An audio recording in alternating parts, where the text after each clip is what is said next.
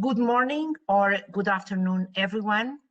I'm delighted to welcome you to this webinar on the role of certificates in communicating impact and the importance and implications of holding ESG-related certifications. This is the second webinar in the series of webinars the Institute is developing together in related topics with the international law firm Villar, Almeida and Associados. The first webinar took place in December last year on the topic of business and human rights, and it's available on our institute, the Institute YouTube channel, and I really invite you to, if you haven't participated, to take a look at the recording. For those that are joining us for the first time, I am Luisa Ferreira, and I'm the head of the Social at European Investment Bank Institute, the philanthropic arm of the EIB. The EIB being the EU policy bank, you can imagine that generating positive impact and supporting the creation of positive impact is at the core of what we do. It is my pleasure to introduce you to today's moderators, Inês Villar and Francisco Granja de Almeida, both from international law firm Vieira de Almeida and Associados, and they will be joined by a panel of 4 distinguished guests comprised of Alvaro Goicoechea from Fairtrade International, Luis Amado from B-Lab Europe, Portugal, Martin Wesian from HELIOZ and also an SIT alumni, and Vidya Rangan from ISEAL. Before I hand over the floor to our guests, a few logistic remarks. One is the webinar is being recorded and will be made available in a few days in the YouTube channel, where you can find, as I've already mentioned, not only the webinar on business and human rights, but all the webinars we've been developing for our SIT alumni. Second, in case you are having any issue with your audio, make sure it's connected or just disconnect and rejoin the call, and usually it solves all the problems. And third, if you have any questions for any of the panelists, please use the chat box and the options sent to all panelists. We want this webinar to be very interactive, and there will be plenty of opportunities to the panelists to answer your questions. And at the end of the webinar, we'll ask you to answer a short survey. Thanks for your attention, and now I invite Francisco and Inês to kick off the webinar and set the scene for what will be an exciting conversation with our invited panelists. Inês, Francisco. Thank you, Luisa, and thank you to the European Investment Bank Institute for the opportunity to collaborate on another webinar. It is indeed a great honor to be here today with my colleague Inês Villar amongst this remarkable panel of experts to discuss this very relevant topic, the role of certificates in communicating impact. Luisa, as you already kindly pointed out, Inês and I are going to be your panel hosts today. Therefore, we're excited to let the speakers take the front stage as soon as we can. But before that, we would like to first try to set the scene and put forward some introductory thoughts. Inês, the floor is all yours. Thank you very much, Francisco and Luisa, for your introduction. As Francisco just said, we are very, very excited to hear from the panelists on these topics, since they are the really experts. But let's just start by make a few brief notes on this topic. First of all, we think that we all think the same way. That is undeniable that sustainability certifications for business is much more just a stamp of approval. It is a commitment to making business changes that really make an impact, a commitment to sustainability and social responsibility, and put good ahead of profits in a programmatic way that changes this company's cultures. Basically, certified sustainability companies. Are you hearing me, Francisco? Okay, because I have some error here, but I will continue.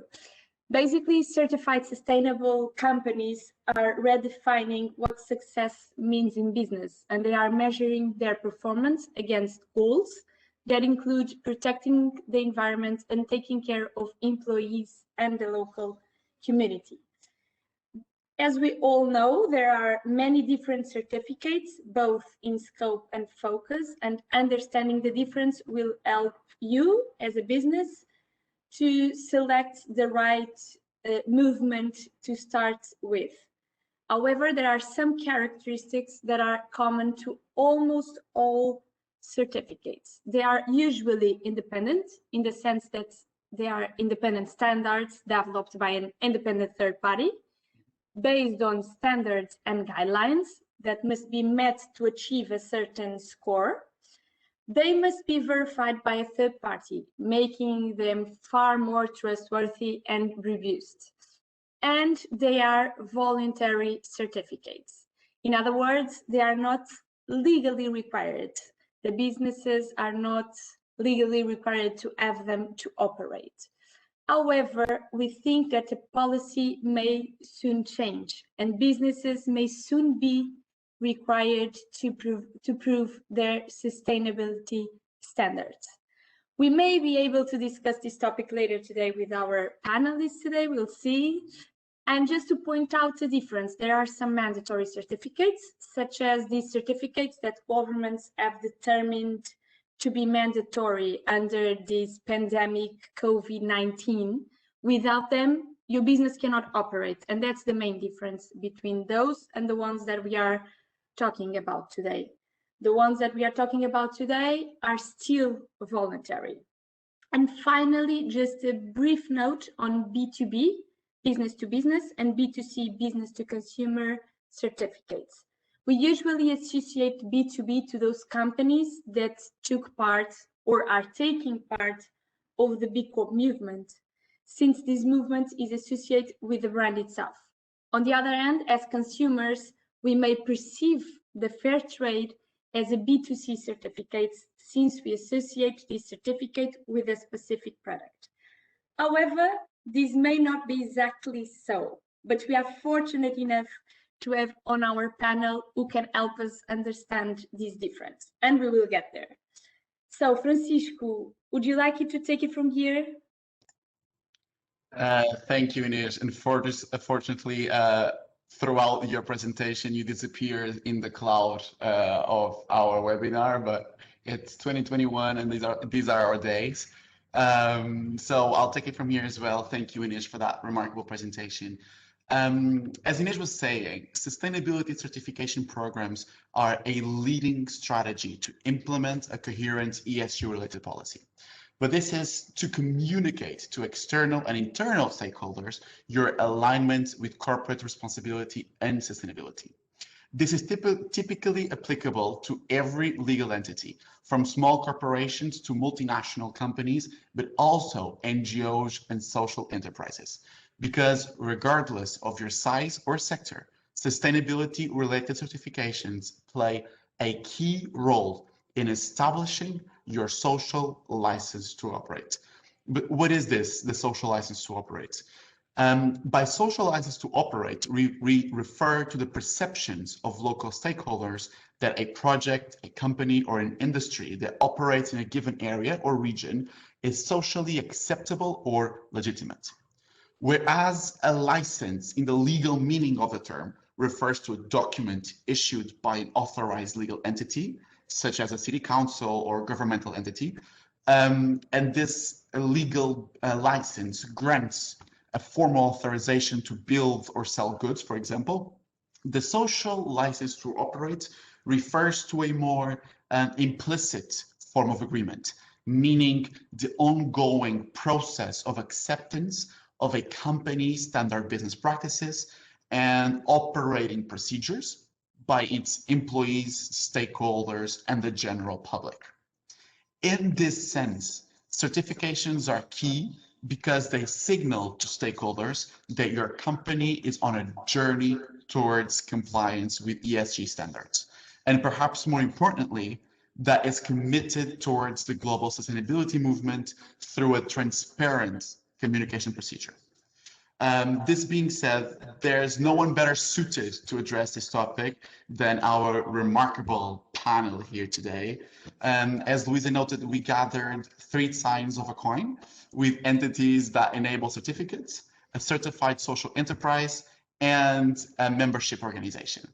So without further ado, we would like to give the stage to our speakers to present themselves and how their organizations develop positive impact.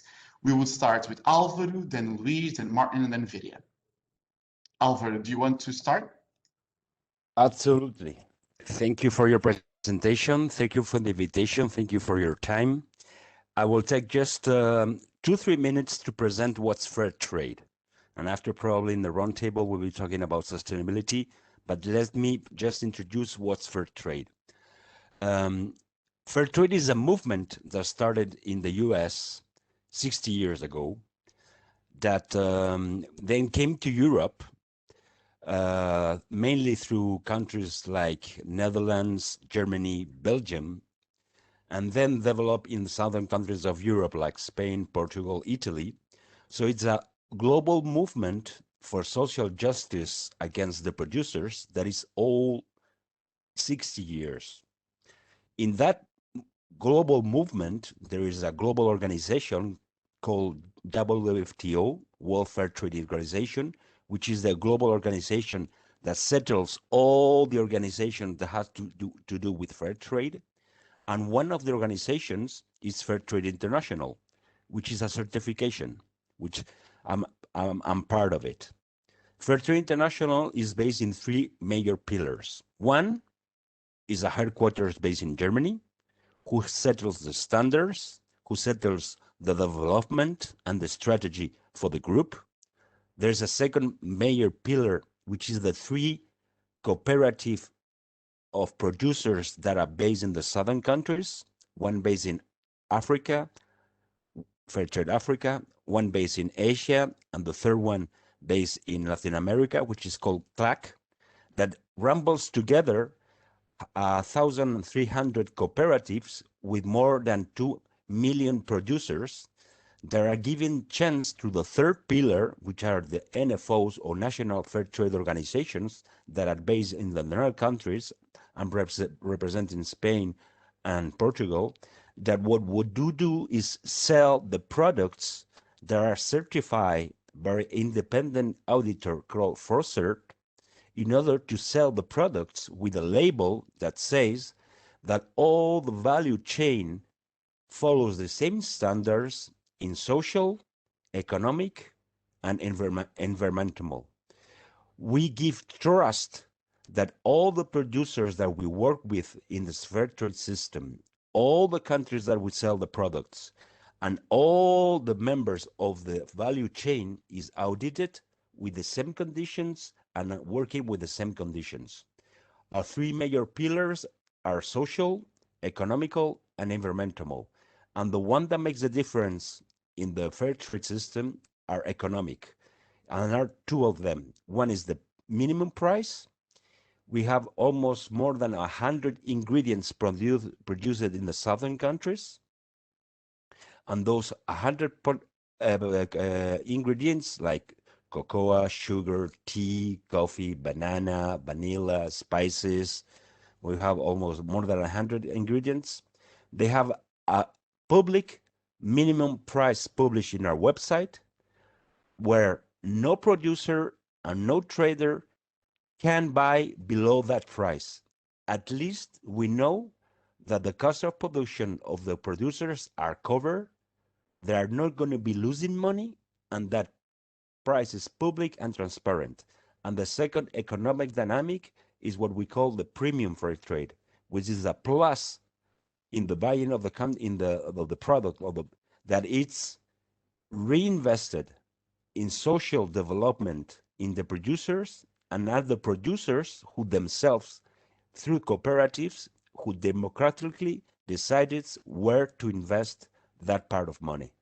So in the first presentation, we were talking about B2B or B2C. We are more related to B2C because what we do is sell products with a label saying that it's fair trade and they at least have the same standards for all the value chain in that ingredient.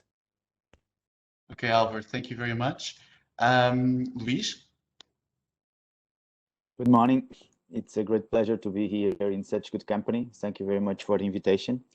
A lot of things came to my mind during these first interventions. I will try to leave them for later, and otherwise I will speak too much now. I will just let you know that the B Corp is also a movement. It's funny that we are speaking about certifications and the first two of us present us as a movement, but in fact, that's how I feel what B Corp is. It's a movement, and it's a movement that aims to create an inclusive, equitable, regenerative system for all the people on the planet. And for that, we give access to companies to tools.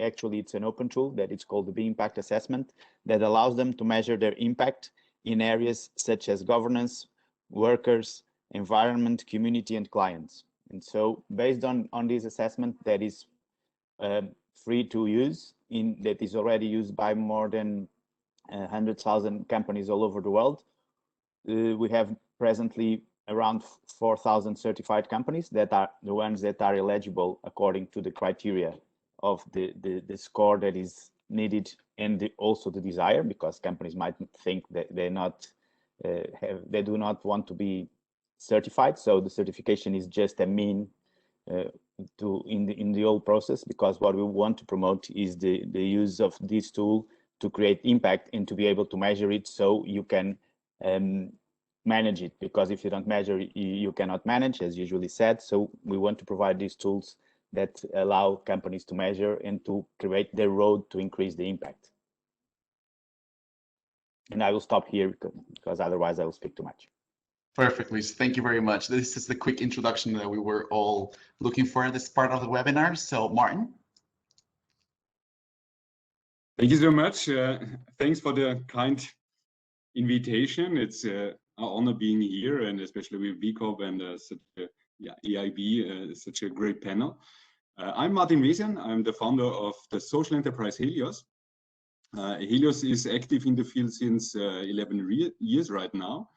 We are based in Vienna, Austria, with branches in India and with a representative in Uganda, for example. We are a certified B Corp since almost 5 years, something like that, which is very important to us. It's not mandatory, but it's important to us, for ourselves, and to show off. And our business case is mainly, so where are we doing the impact, is mainly we are doing projects in the countries of the global south, mainly India, Bangladesh, Uganda, Kenya, Ethiopia, for example, or Sudan. So we do development projects, starting with water, actually with clean drinking water for the people.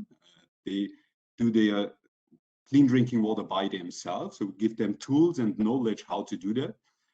And usually our projects grow in women empowerment, entrepreneurship, recycling. So we address inclusion, we address several topics aligned to the Sustainable Development Goals, for example. So those are the projects we are doing in the Global South. And here in Europe and India is the main market for our customers. Customers are huge companies like Siemens, for example, Boehringer Ingelheim, a pharmacy company. And they do two different things. So we have two offers. One hand is corporate social responsibility projects for Siemens, for example. And the major business we are doing is carbon offsetting. So because the projects we are doing in the Global South are reducing a high amount of carbon emission, and we sell carbon emission certificates to our customers here in Europe and in India.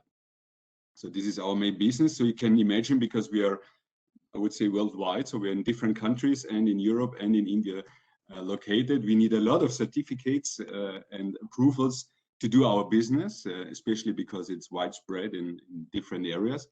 And I'm looking very much forward to our discussion upcoming. Thank you, Martin. Thank you, Martin. And joining us directly from India is Vidya. Thank you, Francisco, and hello, everyone. It's a pleasure to be here. Thank you to EIB for the invitation. I'm here representing ISEAL. ISEAL is a global membership organization for leading sustainability standards. We heard from Alvaro earlier today. Fairtrade is one of the founding members of ISEAL, as are many of the other sustainability standards that you might be familiar with, such as the Marine Stewardship Council, the Forest Stewardship Council, the Roundtable on Sustainable Palm Oil, Bunsukro, Better Cotton Initiative, and so on. We currently have 24 members who are all leading standards in their own fields, cutting across sectors such as agriculture, extractives, textile and apparel, including very new emerging standards such as Global Infrastructure Basel, who also work very much in climate and the carbon space. ISEAL does a few different things. As a membership organization, we exist to make sustainability standards that are already good even better. So we do this through our codes of good practice. All ISEAL members need to be compliant with 3 of our codes of good practice, which is around assurance, impacts, and standard setting. And these codes of good practice are really looking at improving the credibility, transparency, rigor, robustness of the systems that already standards have in place. So we provide an additional level of support and guidance, as well as check and balances for our members. But beyond that, ISEAL is engaged in a lot of interesting projects that help take both our members and the community forward in terms of thinking about solutions. Many of these projects look at innovations. How do you innovate on the standards model to scale up impact? They look at sector-specific approaches. They look at specific issues such as living wages. And interestingly, in the time of COVID, we've also looked at interesting projects in the field of remote auditing, given the challenges that COVID raised. So in a nutshell, ISEAL exists both to support sustainability standards and make them better, but also to engage in innovative project and program work to help advance our thinking on sustainable development. Thank you very much, Vidya. And with this, we close the short presentation of how you propose impact and how your entities function. And we're absolutely ready to start our discussion. That, as Luisa said, meant to be lively and direct. So I would start by making the #1 question that we gather here today to discuss, which is, what role do ESG-related certifications play in transforming business or scaling impact? We've heard a lot about, in this introduction, about impact assessment, value chain assessment. So it seems like the certifications are crucial and also a tip of the iceberg. So we would like to hear perhaps Alvaro and Luis on this topic, and then we can proceed. Okay, perfect. I'll start. I think it's not the case of just fair trade, but certification what give is trust, because it's a formal confirmation that things are doing correctly. Normally they're doing through an external audit, so that gives trust. Normally it affects all the organizations, in our case of the value chain. I think it gives trust to both companies and consumers. And certification is not saying that you are doing the things good. It's knowing the truth. It's evaluating, analyzing the performance, motivate to enhance, know your risk and improvements. When you say you're certificating something, it doesn't mean that you're doing it perfectly. What you're doing is try to assess the risk and the improvements that you're dealing with. Because if there is no risk and no improvement and things are done perfectly, any certification should exist. I mean, our aim is not to exist. If we do exist, it's because there are risks. And the first thing we have to admit is something that has to be done, and all the organizations through external auditor need a formal confirmation. And certification is given trust by consumers and companies, because we now face more consumers that are responsible, that are social, probably the only thing positive that COVID gave us is that people are more solidarity right now. So they're looking for more solidarity products, solidarity business, solidarity companies, solidarity money engagement. So I think what classification is give the answer to the demand of a new consumer and also the demand from business. I'm pretty aligned with Alvaro in the sense that I would love that B Corps were not needed anymore. That would be a very good sign. This is the first thing. One of the things that I also think it's important, at least to me, is that we are speaking about communication, and the words mean a lot. And sometimes we are playing with the words, and the words are things represent different things to different people. So for me, sustainability is a terrible word nowadays. I always try to go to impact and efficiency, because in that sense, we know exactly what we are speaking of. And we are now saying about what is the importance of the certificates in the communication. For me, it's not in communication, because you only should communicate what you are. You should walk the talk. So they are important, as Alvaro was saying, in increasing the transparency, in showing that people are willing to be scrutinized. And more than that, in B Corp sense, what we want to do is to help companies to create tools to measure their impact and to improve. And in fact, what we see is that companies, even after becoming certified, they keep improving and increasing their score, so increasing the impact they are creating. And I think that is the key thing, and that is what is important in terms of the tools and the certification is having a common language, because that's when the communication comes in. I need to communicate what is my positioning, and for that, I need to have a common language. I was having an argument with my 7-year-old one of these days because about his handwriting. He was telling me, no, it's my handwriting, I can write whatever I want. And then I told him, okay, so I will say you have 7 candies, and I will just give you what I have in my hand. Are we agreed? And he looked at me with a strange look, and I think he figured it out. So let's hope his handwriting improves. But this is the idea, that we can understand and have a common language. And with the B impact assessment, we know that the companies are measured against each other. They can benchmark while they are doing the assessment, even without becoming certified. During the process, they can benchmark and see in which areas they are better, in which ones they can improve more. Even the way that is proposed the assessment with different options, they can understand where the others are and when they can go to increase their score. And after being certified, the score is public. So there is a file for each company that can be scrutinized by the public in general or by the peers. Just willing to address something that Alvaro already did and that was mentioned at the beginning, that is the fact of B2B or B2C. In fact, the B Corp movement is very broad. It can be used for one-person company, even if that person is not in the payroll and does not have an office, to the largest company that you can think of, like the non or something like that.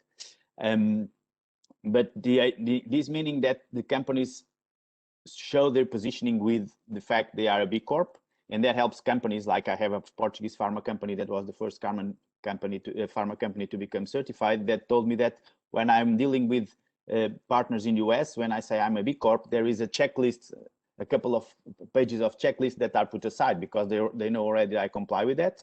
But we also have companies like the Symington wines in Portugal that has the B in their labels, that the consumers and some of my friends tell me, no, now when I drink wine, I feel much more comfortable because I'm drinking a B wine and I know I'm contributing for a better world. And actually in US, in which the movement is more developed because it's where it started, recently a survey was done in which over 70% of the people already know, the consumers already know the B Corp sign. And over 50% said they would prefer to buy the products with the B Corp sign. So this is a way of showing that this is valuable not only for the B2B, but also for the B2C. Well, Luis, that was a great input, and so was Alvaro. I don't know if Vidya or Martin want to jump in still on this topic. Martin, you are a B Corp. Better, not you, Martin. HELIOZ is a B Corp. And so perhaps it would be great to hear your experience about the impact of being a B Corp and joining this movement. What's your thoughts? Thanks for the question. And actually, there were several reasons to become a B Corp. First of all, I just heard about United States is very common B Corp and very well known. I envy that, to be honest. It's pretty the same in the Netherlands, but it's not very well known in the German-speaking countries. So there's still a lot of work to do, to be honest. I'm very much looking forward to that. For us, B Corp was, to be honest, on the first hand, it was just a sign to show that, to display that we are a social enterprise. This was actually the initial idea. So it was a kind of marketing purpose, and because there is no legal entity in Austria for social enterprises, I wanted to show that we are a social enterprise.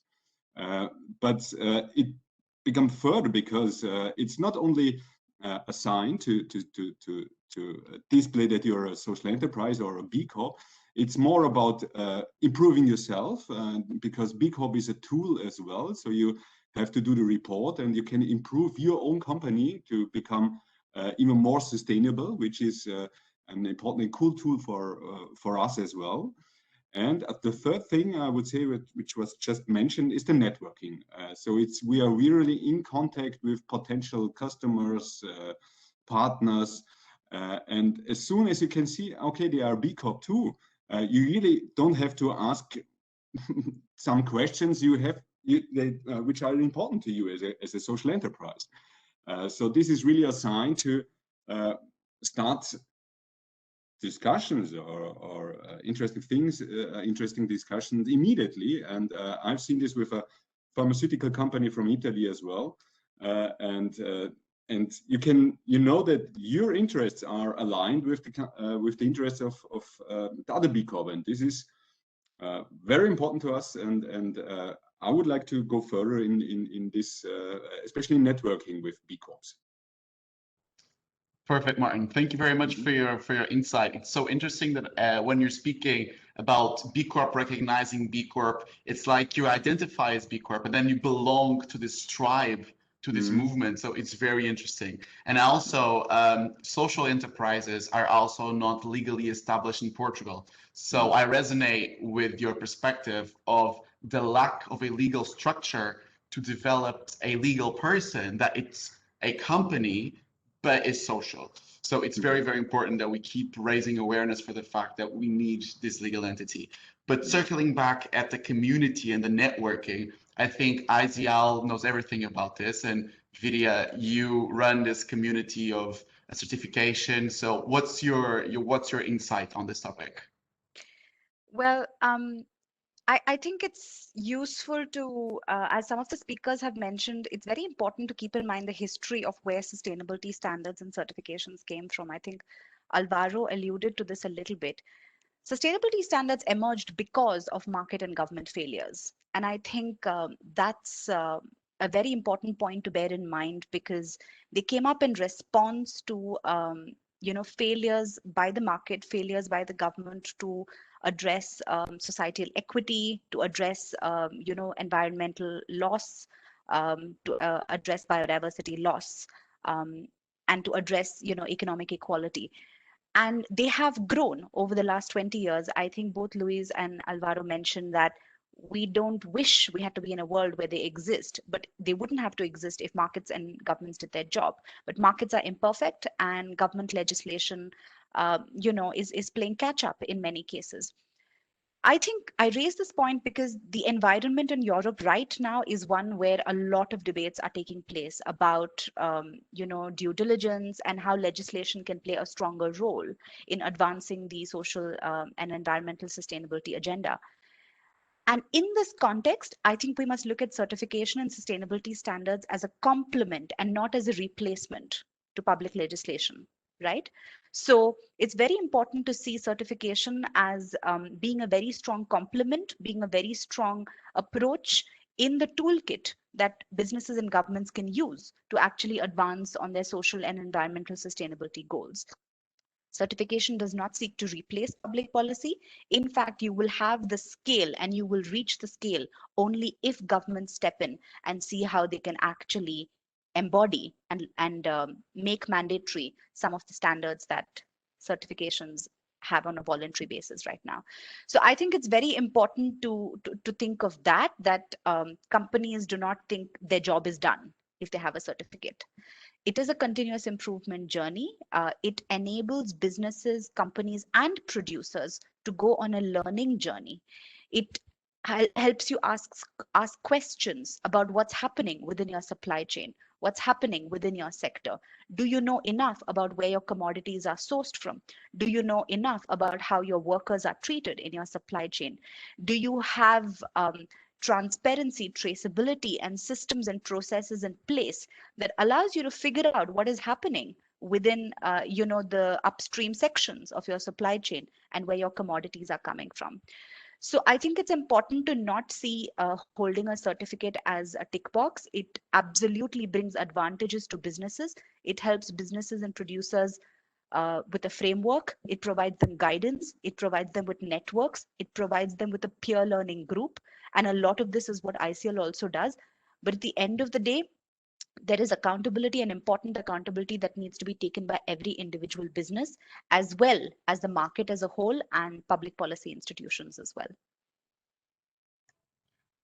Vidya, I couldn't agree with you more. It's indeed pressing that the government occupies also this place to create awareness for corporate due diligence. And we're looking at that from a European level with the upcoming approval of corporate due diligence legislation, and also from a domestic level. Germany just approved their due diligence legislation by the government. We'll see what the parliament will do. So it's great to see that that movement is going forward. But as you mentioned, supply chains. What are your thoughts on what structural reasons enable those supply chains to create such inequalities? Yeah, thanks, Francisco. I think too often when we're looking at addressing issues, so if you're a business located in Europe or located in North America, and you have the will, you have the vision to look at your model and become more sustainable in your operations, one of the first challenges you will face is you only have visibility of some steps or some levels of your supply chain, right? Maybe your immediate suppliers, maybe your immediate companies that you engage with. Whereas international trade is complex. Supply chains are long and complex and involve many, many steps. And I think, therefore, what many companies forget is that in order to be able to address human rights specifically, you need to understand what's happening that lead to human rights abuses in supply chains in the first case. So let's take an example. And let's talk about COVID, because COVID has actually brought many of these issues to light. Let's take the apparel and textile sector, for instance. The apparel and textile sector is a sector that's known to have a complex and long supply chain. The garment sector is known to be ruthless. We are in an age of fast fashion where, there is a lot of pressure, and there's the consumption, the material consumption of fashion is coming at the expense of workers, paying in terms of their working conditions in countries of the world which are producing this. But what we don't understand is that when companies set up terms of contract which do not respect, decent working hours, when you cancel contracts or make changes, in such a manner that somebody at the other end in a factory has to work extra to meet the terms of your contract or meet the deadlines that you set, that is creating the ripe conditions for human rights violations, right? So a lot of what can be done by downstream companies is actually understand how they trade. What are the requirements that they're placing on their suppliers? Are these requirements fair? Are these requirements negotiated? Because we know who holds the power in the supply chain, and very often it's the larger brands, it's downstream companies, it's multinational corporations, it's the large retailers. So I think what we need to move towards is a situation where the pioneering companies, the lead companies, companies that do want to do more good, are not taking a hollow approach of, I don't want child labor, I don't want any of these problems in my supply chain, to really becoming more mature and asking, What's happening within my supply chain that's leading to a child having to work on a farm, or that's leading to a worker having to do overtime? What can I understand about root cause analysis? So I think root cause analysis, a better structural understanding of trade and of contexts would really help. And I just wanted to take one example of the garment industry and COVID, because what happened with COVID is overnight contracts were cancelled.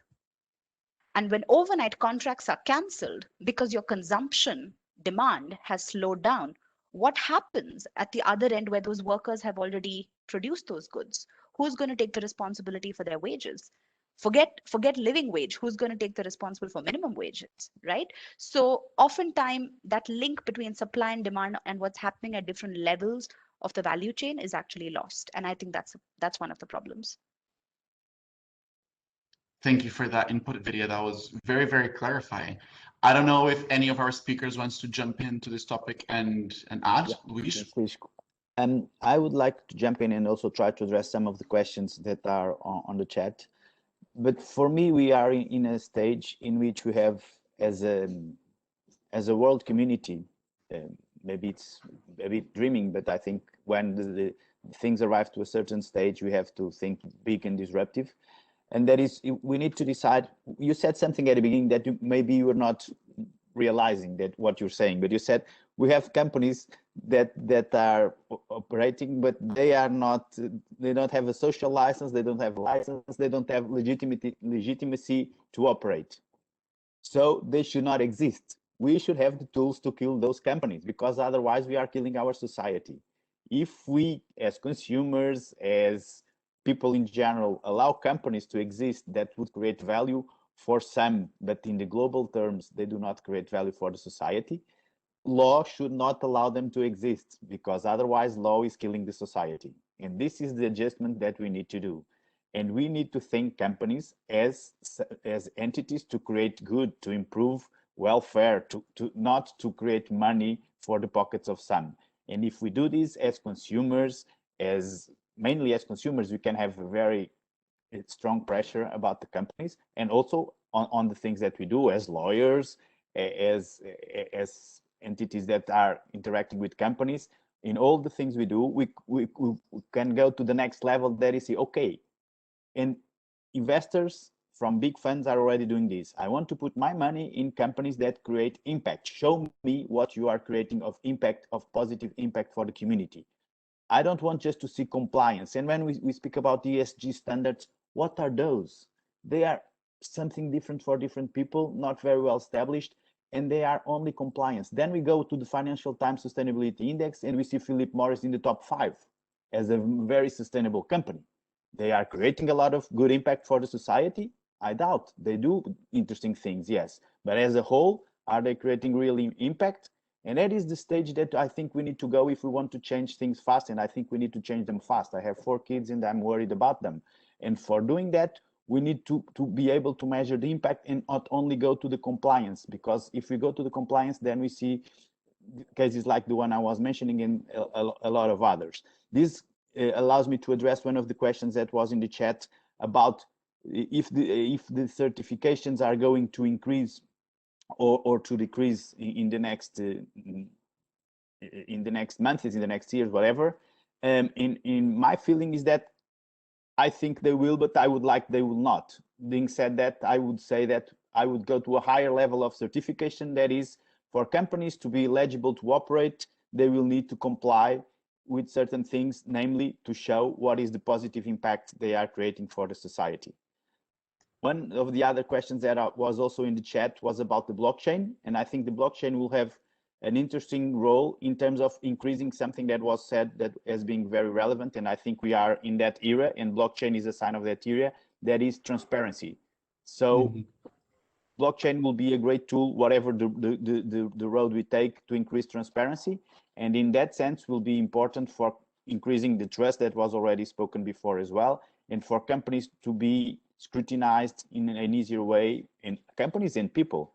And so we have to walk the talk and not only say we do something because it makes sense and sell some product, but we use that as a purpose, as something that company wants to do. And it is shown that when a company knows what they want to do, and that is a strong impact in the society, that has a lot of value, and customers recognize that, and that is the key for success. But because not only customers, but all the ecosystem around, people go to work knowing what they are contributing to the society, and that is more and more relevant in the attraction for talent.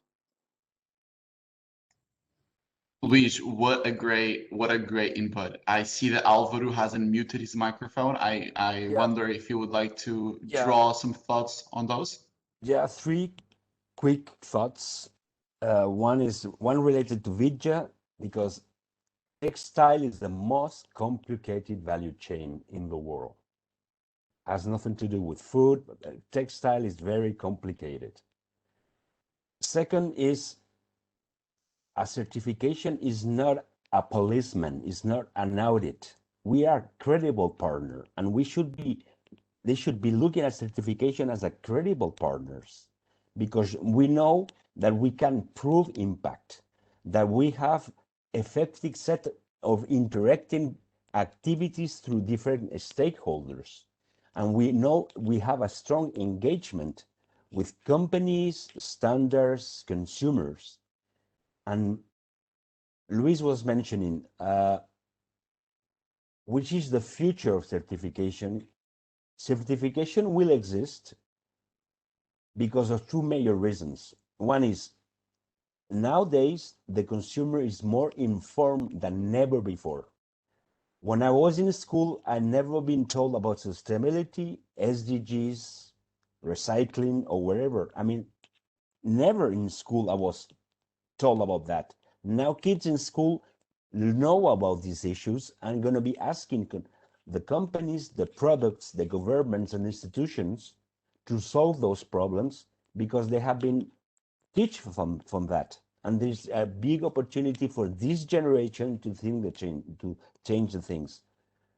And the major problem that we have with certifications is most of the companies now know that they're in Wall Street, they're just no longer only being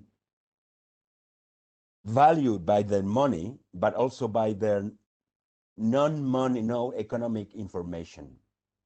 And the major risk that we have is big companies are going to do their auto-certification themselves. And there are already very big food companies that are doing their own inside certification, which is not a problem, but we have to work with them. But at least there is a field to work together. My major issue is we are not a policeman, we're not an auditor, we are a credible partner. Thank you, Alvaro. That was also a great contribution, and I appreciate the references that we've been making to law and the institutions, because there's actually one question on the chat regarding if public policy, with this greater awareness that we actually are creating here today regarding sustainability, if public policy is going to expect a change, if we're going to expect a change into public policy towards the standards, if they're going to become mandatory, if old ones are going to be abandoned. This question is from Edina, and I would just like to jump in and also draw on what you just said, Alvaro, that we know that the tendency is to report and to communicate. We've seen that the primary legal obligation established by legislators throughout the world is to communicate and to report. And we've seen that from sustainable finance to carbon emissions to non-financial information like human rights and diversity and inclusion. So I guess that replies to Edina's question in the chat. I don't know if Martin, if you want to jump in and give us some thoughts from your end, Ram. You're unmute yourself. Especially the question with the different standards and certifications is a quite interesting one, of course. We have to divide between certificates which are mandatory, so we can do our business in our case, it is, for example, the WHO certificate, so that our product is really meeting their expectations and the clean water regulations, for example. The disparity between ISO, for example, the certificate we are just aiming for, this is something we need for business to business. This is something we are really, which will ease up our relationship to manufacturers, to other companies, which is more easy to do in the business, in the whole thing in the company. The B Corp, for example, and we have some other certificates as well. And I would say the SIT, that we are a SIT alumni, is some kind of certificate as well. And those are relevant for our business and for our, I would say especially self-concept or self-conception. So what are we, what kind of company are we, and what would we like to show off, how we do business? And those are the three major things. And there are some certificates that are maybe nice to have as well, but we focus on especially the social and ecological certificates, which are important to us, for example. Just one thing, because I was into the supply chain for especially the textile industry. Just would like to raise one voice. We have a project in Bangladesh with more than 15,000 households, for example, and we have seen that we, as you know, the supply chain is the textiles are, for example, sold here in Europe, and we have several dealers in between, wholesalers, and at the end there is a manufacturer, and the manufacturer is actually not connected to the dealer here selling the textiles. In our case, we have done a project especially for people working in the ready-made garment companies, and we had to bypass all the wholesalers and the manufacturers. Otherwise, it would not have been possible to do a project directly at the company, for example. So this is sometimes you have to, I would say, to go there directly and try to bring your impact there without the consent of the local company, let's say, or the local people. So. Okay, thank you, Martin, for that perspective that was quite embedded in the local reality, because we also have to keep in mind the local relativity of these procedures. This being said, I wanted to circle back a little, because as you noticed and also as Alvaro noted, COVID changed everything. So I was wondering, for you, Martin, for example, what was your experience from a perspective of a social enterprise and from a perspective of someone that is working on the field and developing their impact through sustainability and not with sustainability? What was your perspective from what changed with COVID? First of all, despite all the issues we have with the COVID and all the, we are all aware about it. In my opinion, it is a deeply social act what we are doing here right now. So it's really this is something we are really staying at home, going down with economy to save people, and this is a deeply social act, and I like this, to be honest. Although it's not, of course, some other issues as well. I have seen especially several things on the small scale. I have seen a lot of companies, mainly social enterprises, adapting their business model on regard on COVID. We have done this too. So we do, for example, COVID-19 prevention trainings in Kenya and Uganda, for example, which are with tens of thousands of people. So they're preventing them from getting infected with COVID. And I've seen a lot of companies here too tackling these issues. So not sitting down and be sad about it. So they really are into that. And I have seen, especially in the large scale, the EU especially, we know all about the Green Deal. Right now there is the Green Recovery. It's a plan which they came up pretty early and pretty fast. And this is the one-time chance to combine the recovery of our economy and to have a green recovery. And this is a one-time chance. We have seen that changes are possible pretty fast. So therefore we have to do the changes for our economy and the social parts of our economy as well, in my opinion. Thank you, Martin. That was a brilliant opinion, exactly how we were expecting it. I don't know if any of the other speakers wants to jump in and add on this topic. Yeah, I would add and probably try at the same time to address one of the questions that we had in the chat. That is, what is the difference between a certification and the community that you were putting forward? The difference is that when we have a community, you have the certification and you have the ones that are together with you on that certification, and we change best practices, try to make things together. For example, there are a lot of companies, in over 800 companies, that decided to be net zero by 2030, and that they are learning with each other how they can do that, and we are creating milestones for them with the ones that already have been in some of those stages, so everyone can arrive there.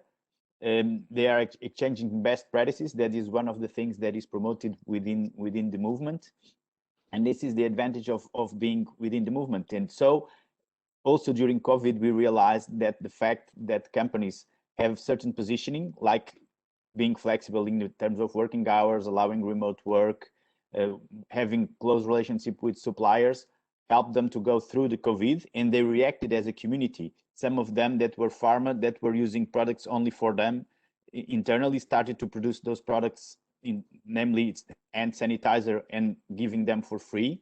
Some others that were working remotely immediately shared what they learned during the last year, so the others could learn how to work remotely. And a lot of the things happen, gathering the different capabilities that they have to serve the community in this special situation. And this is something that happened. Trying to address, and just very briefly, because I don't want to seem that I'm running away from it, because there is a kind of nasty question in the chat regarding the possibility of big corps having less beautiful, I will call it that way, behaviors. My point is, and is something that I always try to make clear in going back to the idea of transparency and the importance of communicating really what we are doing. I said you that we create the tools for companies to improve their impact, and we certify companies that create positive impact, not perfect companies. That means that companies can be good at some areas and not so good at the others, and this is rich in terms of the interchange that they can have with each other and learning with each other. Having said that, it's possible that they do wrong things, and they are publicly scrutinized, as I said, and if those cases are figured out and they are relevant enough, some of them lose their certification. The certification is the information of that is the basis for the certification is validated by a global team that asks for documentations and verifies that. I'm sure Martin had that experience, and it's for some companies, they always tell me, oh, it's quite demanding, and they are asking me a lot of things. And yes, we try to ask things so the things can be credible, but not too much that people all run away because it's a nightmare. But so it's not 100% perfect. We have, and I have from my experience, and also the companies that become certified pass that experience to me, that is, it's demanding enough to know that the ones that go over the 80 points are having a significant contribution to the society, but they are not perfect. They can have, and they are made of people, and we are not perfect, so that always can happen.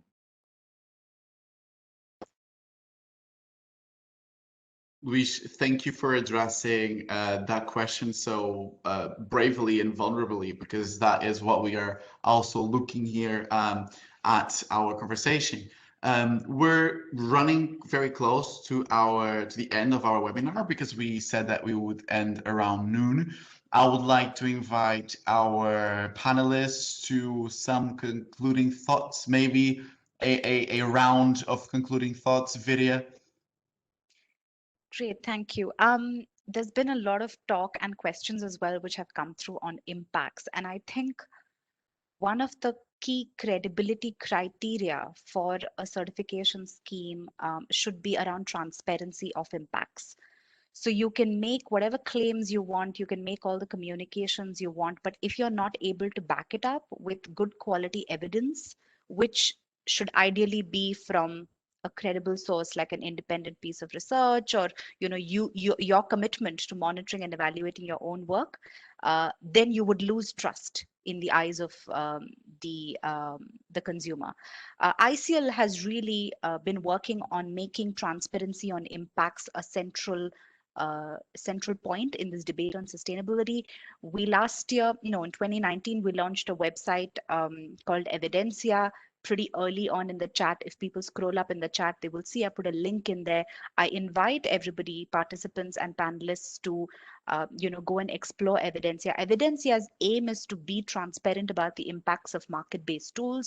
It was created as a public good. It aims to improve everybody's knowledge about where there are impacts, what are those impacts, where can I find the reports and evidence. So firstly, I wanted to sort of mention that, because many people have said, what's the independent evidence, as well as our panelists saying, you need to talk about impacts. And maybe the final word is that I kind of agree with the point Louise made, that is certification on the rise or is certification on the decline? I don't think that's the heart of the question. The question is, what do we need to do to make sure certification retains itself as a credible partner, as Alvaro put it? And there's more than 350 plus voluntary certifications around the world today in operation. This is not a small number, but there is a lot of variation in the quality and the credibility, and some that don't have such credible practices could lead to greenwashing. So I also wanted to invite everybody to use ISEAL's credibility principles. The ISEAL credibility principles are a set of 10 principles that were developed as a common framework that defines principles that should guide sustainability standards and certification schemes. These principles are just being revised. They should be launched in a month's time, the new version. And we really hope at that point, these are picked up as self-guiding self-guiding credibility principles and parameters that schemes and certifications can adopt for themselves, so as to improve the level of trust and the level of uptake of credible practices. So I just wanted to share both those points and thank everyone for the discussion. Those are great points, Vidya. Thank you very much for sharing those with us, and we will be looking forward to get those guidelines and that document as soon as we can. Any other speaker would like to provide some concluding thoughts? Alvaro? Just one quick. Sustainability is no longer a trend, it's here to stay, and it will ensure a fairer world for people and nature for the future. That's it. And that's the way to do it. When that is the final sentence, we're on a great path. Luis. I would just pick on a word that you used that I think would be, at least for me, is key for the future, that is vulnerability. And on that note, I thank Natalie, and not take the question as a nasty question. Natalie, thank you for asking it, because I think it's assuming our vulnerability and using it as the way forward is the only way forward in this transparent world. And that's what we want to do. And so my final words would be, let's use vulnerability, being transparent, using the tools that we have, use the impact assessment to measure your impact if you want. Let us know how we can improve it. Let us know if the companies are not acting according to what they say.